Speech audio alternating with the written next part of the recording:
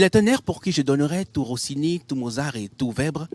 Un air très vieux, lancinant et funèbre qui pour moi seul a des charmes secrets. Or, chaque fois que je viens à l'entendre, de 200 ans mon âme rajeunit. C'est sous Louis XIII, j'y crois voir s'étendre un coteau vert que le couchant jaunit.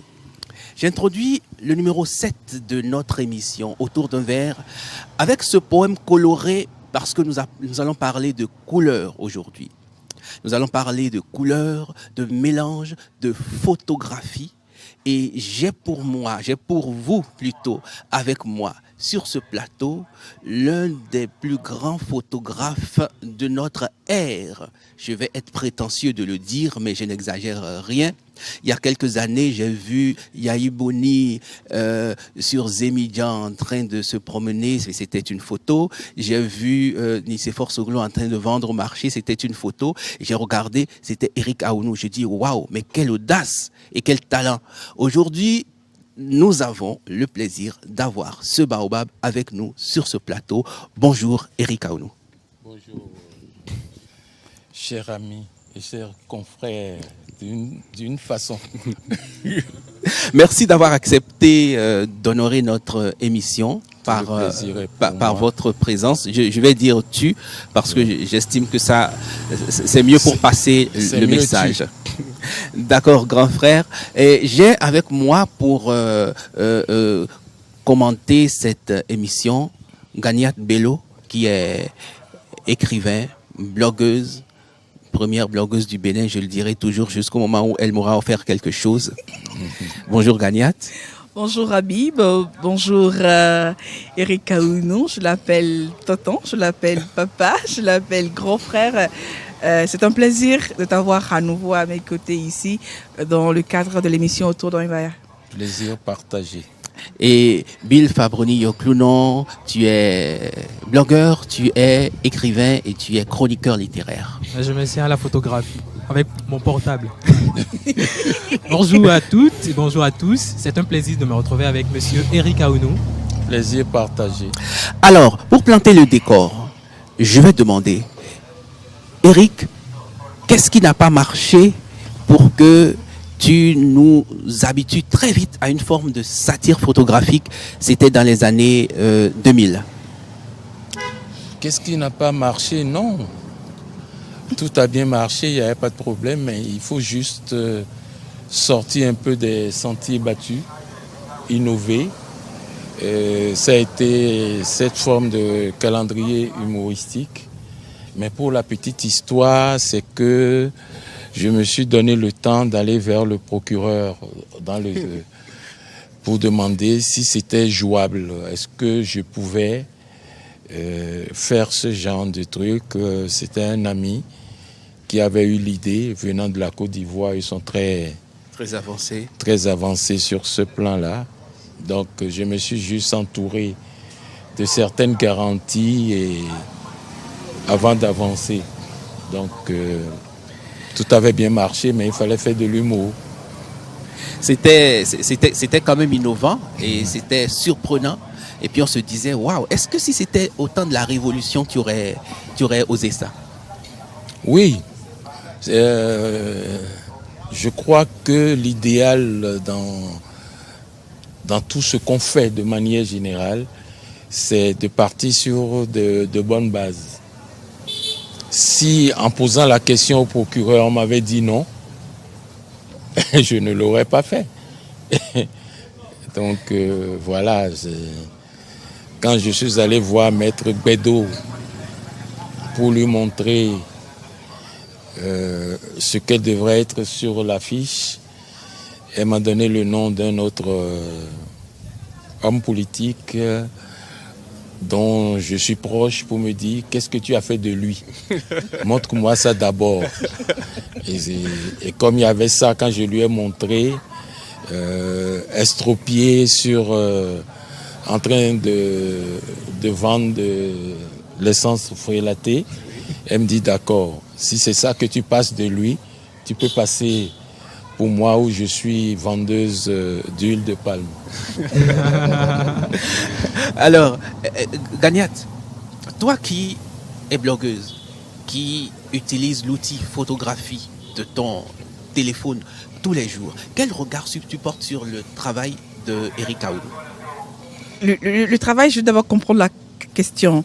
Le travail en tant que photographe, En tant que photographe. ou en tant que photographe du nu?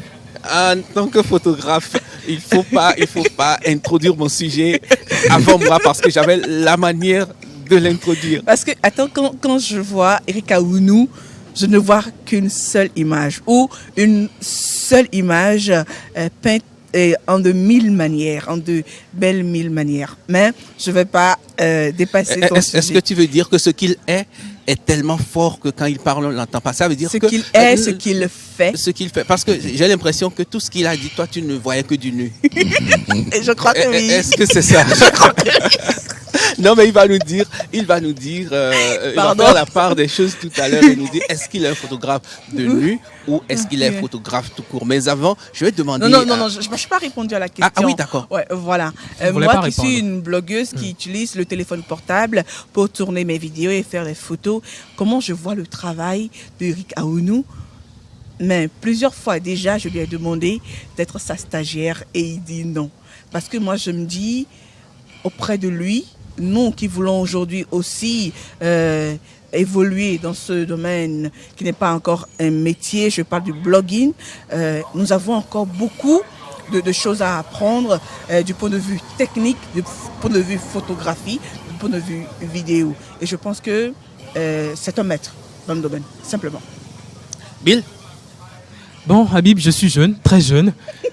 Ouais, Face on à peut- monsieur Eric on Aoudou, peut je le suis voir. très jeune. Bébé. Mais vous m'avez décrit un peu le contexte. Je crois, j'ai vu ces calendriers, ces affiches où Oui. on voyait les présidents en train de faire d'autres métiers qu'on ne le connaît pas.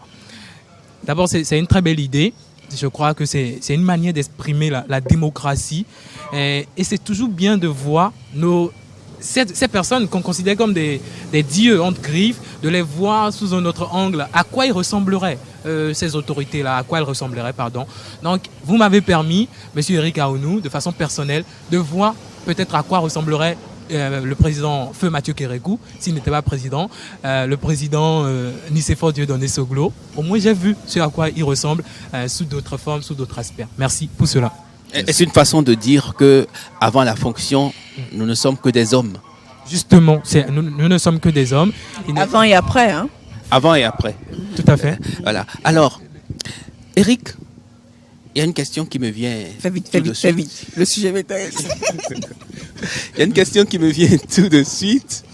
Depuis quelque temps, il y a une étiquette. Je ne qualifierais pas, est-ce qu'elle est bonne, est-ce qu'elle est mauvaise, c'est pas mon problème. Mais il y a une étiquette qui commence à se coller à toi. C'est l'étiquette de photographe de nu.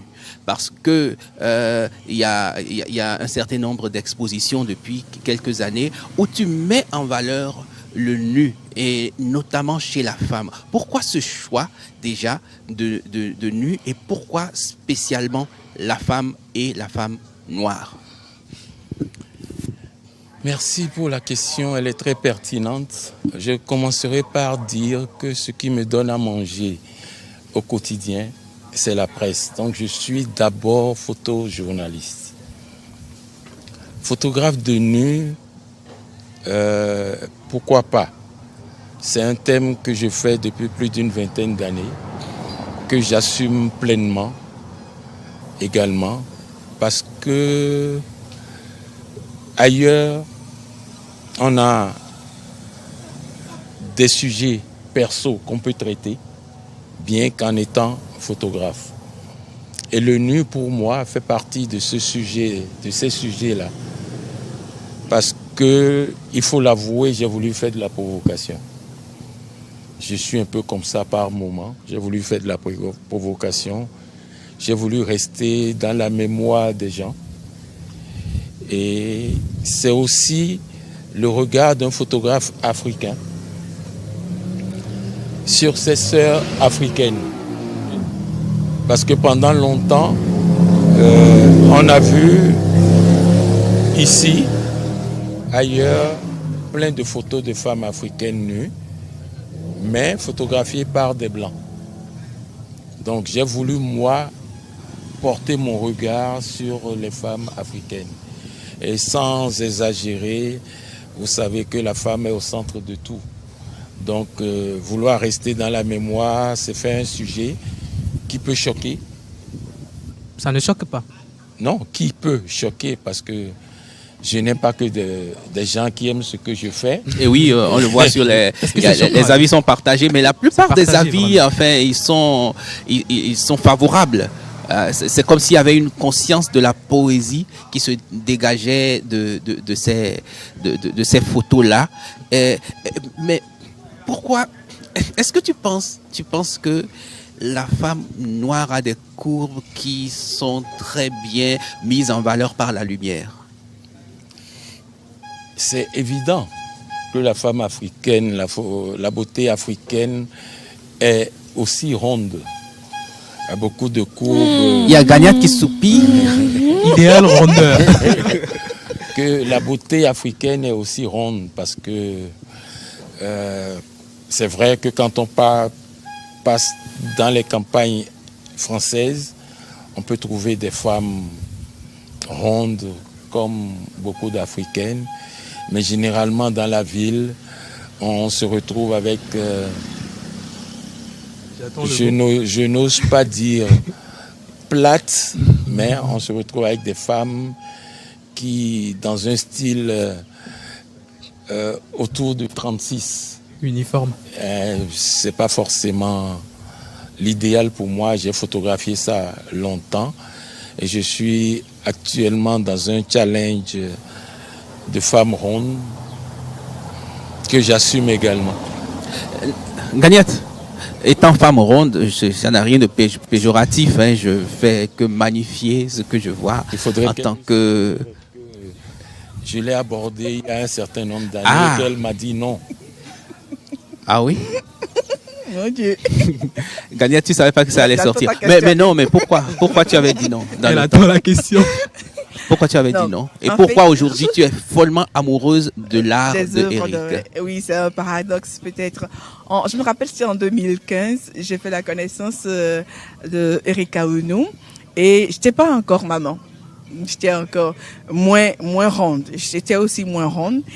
Et c'est là, au travers des échanges, il s'est dit, vous avez un beau corps. Et vous avoir comme l'un de mes modèles femmes sera intéressant. C'est vrai que j'avais déjà dépassé l'âge adulte, mais j'étais où je le suis peut-être un peu encore, très très timide et très introvertie et trop un peu calquée. Ça dépend du contexte, non? Ça dépend du contexte. Ça c'est très important. Il attend que je le dise, mais je vais le dire aussi. On s'est rencontrés dans un creuset où j'étais avec celui qui est mon compagnon aujourd'hui. D'accord. Et donc, quand j'ai eu la proposition, je lui en ai parlé et il m'a répondu bon. Non, il a dit non. Bon, non il a dit tu peux. Faut pas masquer la chose. Il a dit non. Il a dit tu peux. Sincèrement, il a dit tu peux, mais c'est à toi de choisir. C'est à toi de choisir au finish. Et comme je l'ai dit précédemment, je n'étais pas prête pour le faire. Même aujourd'hui encore, je ne suis pas prête pour le faire. Je suis pas candidat parce qu'il y a, oui. Aujourd'hui, il dit que je suis bonne pour la fourrière parce que je ne peux plus être son modèle parce que la beauté qu'il avait vue dans le temps, il y a eu la maternité. Est-ce que c'est un modèle de nu ou je n'ai pas compris? De photo forcément nu. Forcément nu. Il y a eu le même compagnon, l'étape de la grossesse où oui. je pouvais aussi me proposer pour des modèles de femmes rondes, enceintes. Mais j'hésitais encore parce qu'il y avait aussi ce dogme on disait au Bénin qu'une femme enceinte, quand on la photographie, le bébé prend des rayons. Donc, la bonne vieille théorie. moi, j'y croyais. Et puis bon, aujourd'hui, j'adore son travail. Je l'ai même dans le cadre de mes activités de blogueuse. Je suis allée à sa rencontre et je ne cesse de contempler ses photos quand il est publié. C'est mieux comme ça. C'est dommage pour moi. Bill Fabroni. Oui, bon, moi j'ai envie peut-être de donner mon avis sur la photo du nu. Je crois qu'on est dans une civilisation où il y a des sensibilités, comment on dit, très légères, très fragiles. Mais il ne faudrait pas se voiler la face. Dans l'ancien temps, même dans la mythologie grecque, il y avait la peinture avant la photographie. Dans la peinture, on a vu des meilleurs peintres, les Picasso, qui ont peint des tableaux avec des femmes nues, pratiquement. Tous les grands peintres ont fait du nu. Du nu. On voit des déesses comme Vénus ou Aphrodite nues. Pour autant, ça n'a choqué personne. Mais quand on voit la forme moderne, la photographie avec toutes les couleurs qu'on lui reconnaît, pourquoi ça devrait choquer? Encore que quand moi je vois les photos du nu, je crois que c'est une partie du corps qui est mise en valeur. Soit c'est le ventre, soit c'est l'arrière, soit ce sont les seins. Mais je crois, pour la plupart du temps... Il a dit l'arrière. Dites-les, appelez les choses à l'heure, non? Tu veux dire les fesses? Bon, les fesses. Les fesses, voilà. La rondeur. Et encore, c'est un travail spécifique parce que ça se fait avec les femmes black. Quand on parle de l'Afrique, on pense à une couleur d'abord, le noir. Donc, c'est un travail de professionnel que moi je salue ici présent.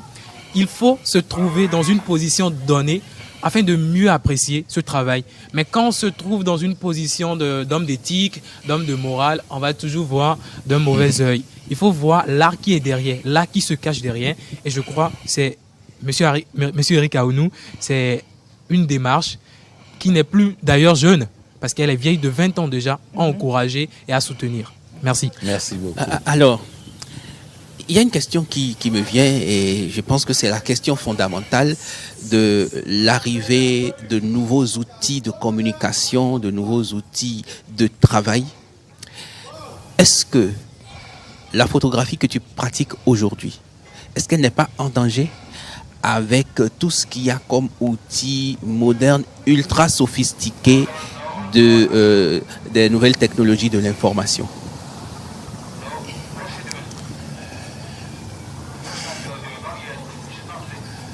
Pour être honnête, chaque fois que cette question revient, je ris beaucoup. Je ris beaucoup parce que le numérique même est déjà une révolution. Et de quoi pouvons-nous avoir peur aujourd'hui? Des réseaux sociaux, je crois que le photographe doit absolument s'adapter à la révolution technologique qui est en face de nous. Les androïdes, il faut en parler, font de belles photos. On ne peut pas nier ça. Et quand la photographie en tant qu'outil de communication, on se rappelle des attentats de Londres où les gens ont été arrêtés grâce aux photos. Des photos amateurs? Oui, des photos amateurs à partir des téléphones. On ne peut pas se lever quand on est un homme de la presse et décrier cette forme de communication. Mais une chose est certaine, si on se décide à avoir de la vraie photo ou faire de la bonne communication, on est encore aujourd'hui obligé de passer par l'appareil photo. C'est vrai que ceux qui font les téléphones aujourd'hui essaient d'améliorer la technique. Mais tant que ce n'est pas à l'extérieur que tu utilises ton portable dans une bonne luminosité, à l'intérieur, tu ne peux rien avoir de potable. Ça finira peut-être pas arriver, mais je crois que dans les 20 prochaines années, que Dieu me prête vie. La photographie professionnelle a encore la cote. Habib, j'ai envie de poser une question. Oui, vas-y. Je voudrais savoir, quand vous mettez à disposition, quand vous publiez vos photos, d'abord, selon quel processus vous les publiez? Est-ce que vous les mettez à disposition de tout public ou bien il y a des publics qui sont visés spécialement?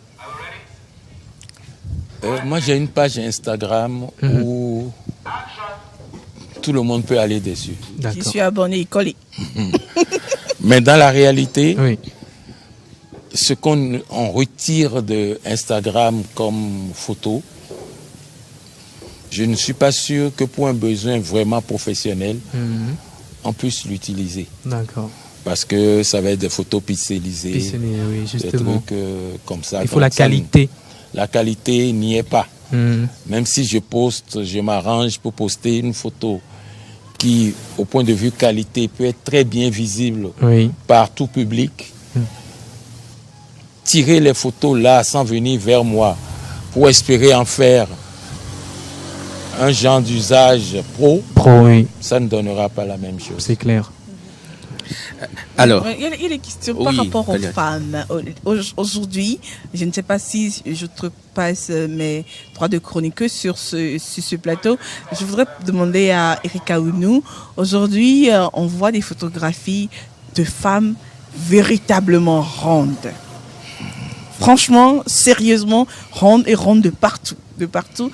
Je me dis, est-ce qu'il y a une étape de sensibilisation pourquoi il devait y avoir... Non, mais pourquoi quand ça concerne la femme ronde qui devait avoir sensibilisation? Tu penses que les gens seront choqués? Non, je n'ai pas précisé. Tout ça, la femme, dès qu'elle se dit qu'elle a peut-être un défaut corporel, elle est direct braquée et contre l'exposition. Les femmes qui sont rondes, mais quand même ont un corps très... c'est pas très intéressant, photogénique et tout. Elles peuvent se dire, je veux l'exposer. Mais des femmes qui sont rondes au niveau du ventre, rondes désagréablement. Non, ça dépend de l'œil qui voit. Ronde, la poitrine totalement. C'est peut-être le moment de poser la question. Par la maternité. Comment il fait ses sélections? Je n'insulte pas, je suis peut-être dans le cas aussi.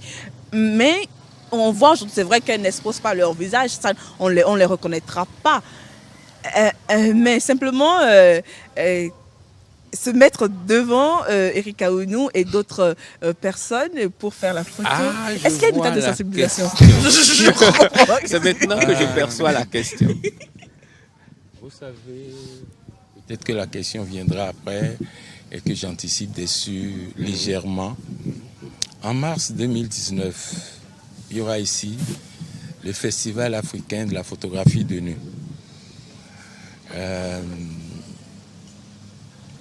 Je travaille actuellement pour préparer cette exposition. Et un challenge personnel est de photographier les femmes rondes. C'est un challenge très personnel. Et le casting, j'ai écrit sur ma page Facebook recherche des femmes rondes qui s'assument pour un projet photographique. Intéressé, écrivez inbox. Le public, de manière générale, n'a pas conscience de ce que je lis et de ce que j'entends. J'ai bien précisé en discutant avec les femmes, en voulant aborder les femmes rondes, je m'attends à avoir des courbes, à avoir vraiment généreuses, des débordements. Des formes généreuses. Et que perso, ça ne fait pas partie des choses qui me gênent. Il faudrait que j'ai en face de moi des gens qui ont confiance en moi, des gens qui savent que mon travail va être critiqué. Heureusement que je suis le seul visage connu de ce que je fais. Et vous pouvez lire, l'idéal, c'est que vous qui vous retrouvez sur ces photos-là, ne les likez pas. Parce que moi, j'analyse mes photos d'une certaine manière. Et si quelqu'un fait comme ce que moi je fais, il y a de fortes chances qu'on retrouve qui j'ai photographié. Donc l'idéal, regardez, lisez les commentaires. S'ils sont désagréables, prenez ça sur vous. De toutes les façons, je sais perso que je n'aurai jamais 100%. Donc, moi, je joue sur ça. Donc, il n'y a pas vraiment de problème. Donc, ce que dit Ganiat, c'est bien, mais en même temps, la photo dont elle est en train de parler actuellement sur ma page, c'est le jackpot. C'est la photo qui fait le buzz, qui a recueilli le plus, qui a touché le plus de gens actuellement. Mais je pense que c'est quand même honorable. C'est honorable en ce sens que tu es en train d'instaurer une dictature de la femme ronde. Parce que il faudrait que les clichés changent un jour. Il faudrait qu'on en arrive un jour à concevoir la beauté comme le fait d'assumer son corps, que l'on soit généreux de courbe ou que l'on soit mince. Parce que, quoi qu'on dise, dans 5 ans, dans 10 ans, les concours Miss seront encore et toujours des concours de Miss Tinguette. Donc, moi, je pense que le travail que tu fais est quand même énorme, dans ce sens que il faudrait qu'on commence à changer dans l'inconscient des gens l'idée que la femme la plus belle, est celle qui est mince. Merci Ganiat beaucoup. Oui, je pense que nous vivons selon ce que la société fait de nous et la société devient ce que nous aussi nous en faisons. Longtemps avec les concours de Miss Tinguette, j'emprunte ton mot Habib, la femme ronde s'est dit qu'elle n'est pas belle.